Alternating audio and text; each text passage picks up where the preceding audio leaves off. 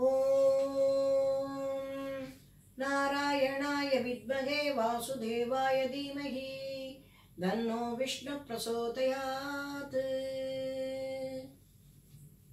கும்பராசி அன்பர்களே, இந்த வீடியோவில் 2019 வருடம் எப்படி இருக்கும் என்று புத்தாண்டு பலன்களை கேட்டுவிட்டு சப்ஸ்கிரைப் செய்யும்படி அன்புடன் அனைவரையும் கேட்டுக்கொள்கிறேன். இப்போது இந்த கும்பராசிக்காரர்களுக்கு 2019 வருடம் எப்படி இருக்கும் என்று பார்க்கலாம். கும்பராசிக்காரர்களுக்கு இதுவரை சனி சஞ்சரித்து கொண்டிருக்கக்கூடிய இடம் லாபஸ்தானம், 11வது வீடு. இப்போது குரு பகவான் அதாவது 2018 ஆண்டு அக்டோபர் மாதம் 4ஆம் தேதி அன்று குரு பகவான் விருச்சிக ராசியில் பிரவேசித்திருக்கிறார். இதுல என்னவென்று கேட்டால், கும்பராசிக்காரர்களுக்கு இது 10ஆம் வீடு. அதாவது ஜோதிட சாஸ்திரத்திலே பல பழமொழிகள் சொல்லிக் கொண்டிருக்கிறார்கள். என்னவென்று கேட்டால், அதிலே ஒரு பழமொழி 10ல் குரு பதவியை பறிப்பான் என்பது. அதாவது எந்த ஒரு வீடாக இருந்தாலும் சரி, 10ஆம் வீடு என்று இல்லை, எந்த ஒரு வீடாக இருந்தாலும் சரி, அந்த வீட்டிற்குரிய பலன்களை அந்த கிரகம் சுபபலங்களாக செய்யுமா அசுபபலங்களாக செய்யுமா என்பதை தீர்க்கமாக ஆராய்ந்துதான் பலன் சொல்ல வேண்டும். 10ஆம் வீடு என்பது பதவிக்கு உரிய வீடு. குரு பகவான் 10ஆம் வீட்டுக்கு வந்ததும் பதவியை பறிப்பான் என்று மொட்டையாக சொல்லக்கூடாது. இப்போது ராகு கேது இருவருமே இந்த கும்பராசிக்காரர்களுக்கு 6ஆம் இடத்தில் ராகுவும் கேது 12ஆம் இடத்திலும் சஞ்சரித்துக் கொண்டிருக்கிறார்கள். இந்த ராகு பகவான் பிப்ரவரி மாதம் 12ஆம் தேதி வரை கடகராசியில் சஞ்சரித்து விட்டு, அதாவது கும்பராசிக்காரர்களுக்கு 6ஆம் இடத்தில் சஞ்சரித்து விட்டு பிப்ரவரி 13 முதல் மிதுன ராசிக்கு பிரவேசம் செய்கிறார். அதாவது கும்பராசிக்கு 5வது வீட்டிற்கு பிரவேசம் செய்கிறார். கேது பகவான் அதே போல் பிப்ரவரி மாதம் 12 வரை மகர ராசியில் சஞ்சரித்து விட்டு, அதாவது கும்பராசிக்காரர்களுடைய 12ஆம் வீட்டில் சஞ்சரித்து விட்டு பிப்ரவரி மாதம் 13ஆம் நாள் கும்பராசிகளினுடைய லாபஸ்தானமாக தனுசு ராசி விளங்குகிறது. அந்த இடத்திலே கேது பகவான் பிரவேசிக்க இருக்கிறார். இப்போது பலன்கள் என்று பார்த்தோம் என்றால், பொதுவாக லாபத்தில் சனி பகவான் இருப்பது என்பது ஒரு பெரிய விஷயம். இன்னொன்று என்னவென்று கேட்டால், கும்பராசிக்கு அதிபதி சனி பகவான்.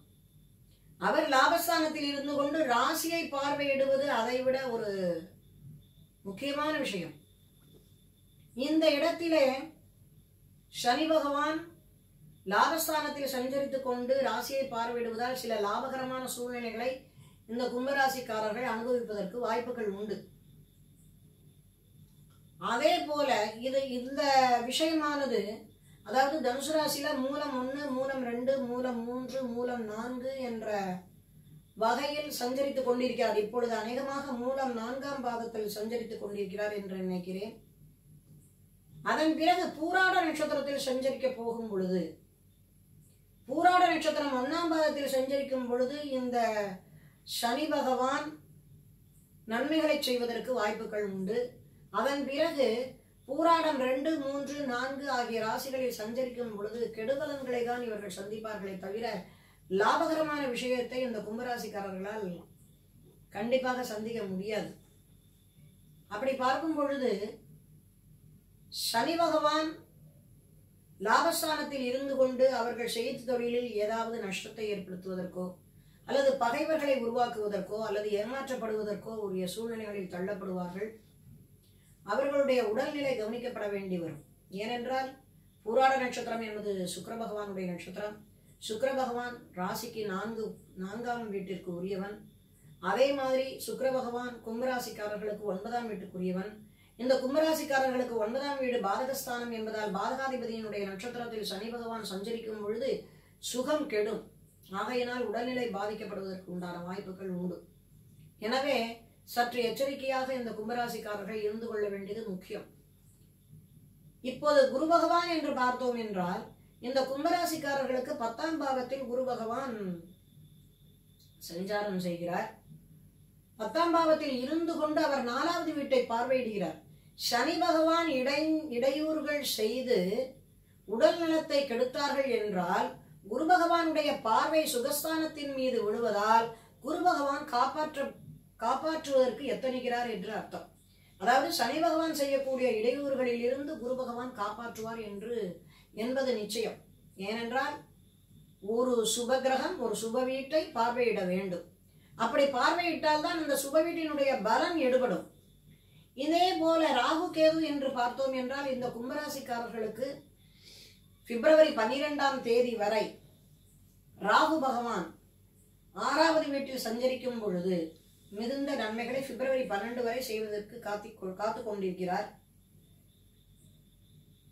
அதாவது 6வது வீடு என்று வரும்பொழுது மிகுந்த நன்மைகளை செய்வதற்கு காத்து கொண்டிருக்கிறார் என்பது வாஸ்தவமான பேச்சு. அடுத்தது கேது பகவான் என்று எடுத்துக்கொண்டோம் என்றால் கேது பகவான் ராசிக்கு 12இல் சஞ்சரித்துக் கொண்டிருக்கிறார். அவருமே நன்றாக இருக்கிறார். அவருடைய நிலைமையும் நன்றாக இருக்கிறது. இந்த ராகு கேதுக்கள் இருவரும் பிப்ரவரி 13 முதல் இடம் மாறும் பொழுது என்னென்ன பலன்களை செய்வார்கள் என்று பார்த்தோம் என்றால், அதாவது ராகு பகவான் கும்பராசிக்காரர்களுக்கு 5வது வீட்டிற்கு இடம்பெயர்கிறார்.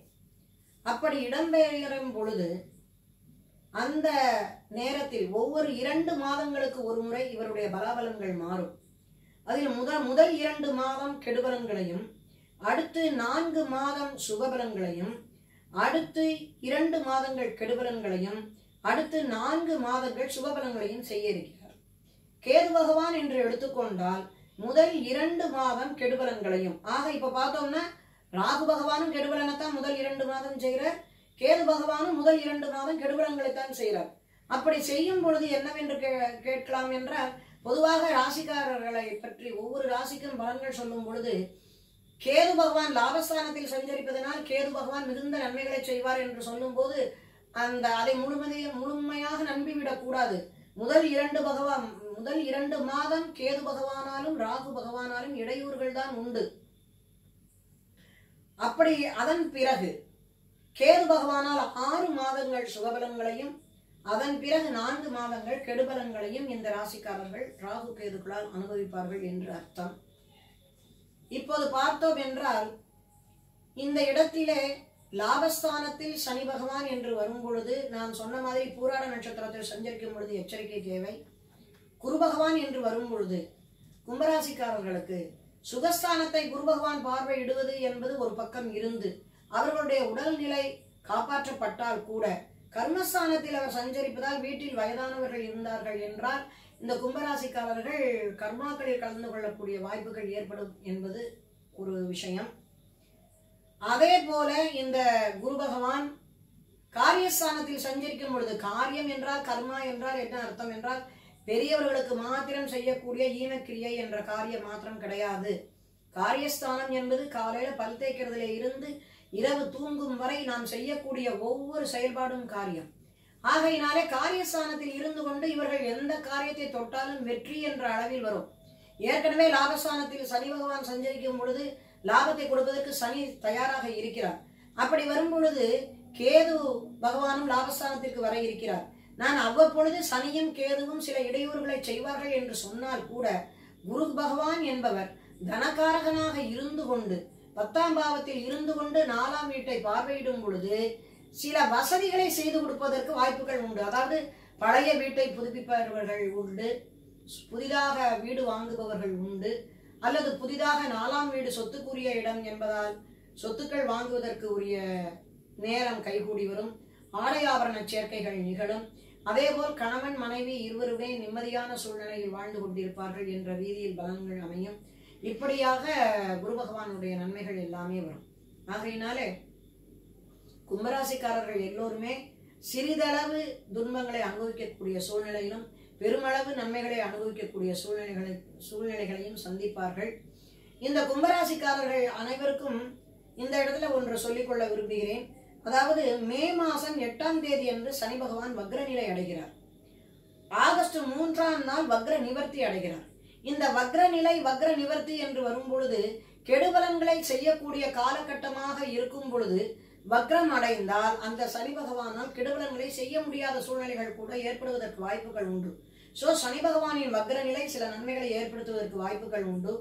குரு பகவான் மார்ச் மாதம் 13ஆம் தேதி அன்று அதிசாரம் பெறுகிறார். அதிசாரம் என்றால் அடுத்த குரு பெயர்ச்சி வருவதற்கு முன்பு விருச்சிக ராசியிலிருந்து ஒரு முறை தனுசு ராசிக்கு சென்று மீண்டும் விருச்சிக ராசிக்கு குரு பகவான் வருவதைத்தான் அதிசாரம் என்று சொல்கிறோம். இப்போ ஏற்கனவே லாபஸ்தானத்துல சனி கேது நின்று இருக்கா. இப்போ குரு பகவான் நான் சொன்ன மாதிரி மார்ச் மாதம் 13ஆம் தேதி அதிசாரம் என்று வந்து மே மாதம் 17ஆம் தேதி வரை அங்கே சஞ்சரித்து இருக்கும் பொழுது இந்த குரு பகவான் லாபாதிபதி லாபஸ்தானத்தில் அமர்ந்து கொண்டு லாபகரமான விஷயங்களை அள்ளி கொடுப்பதற்கு உண்டான வாய்ப்புகள் ஏராளமாக ஏற்படுவதற்கு வாய்ப்புகள் உண்டு. ஆகையால் இந்த கும்பராசிக்காரர்கள் அதாவது மேஷம் முதல் மகரம் வரை பலன்கள் சொல்லும் பொழுது சிம்மராசிக்காரர்களுக்கும் விருச்சிக ராசிக்காரர்களுக்கும் ஓரளவு நன்மைகளான பலன்கள் சொன்ன மாதிரி இங்கே கும்பராசிக்காரர்களுக்கும் சற்று நல்ல சுப பலன்கள் நடக்கக்கூடிய வாய்ப்புகள் அதிகமாக இருக்கிறது என்று சொல்லி முடித்துக் கொள்கிறேன். இந்த யூடியூப் சேனலை பார்க்கும் அனைவரும் தயவு செய்து சப்ஸ்கிரைப் செய்யும்படி மிகவும் அன்புடன் கேட்டுக்கொள்கிறேன்.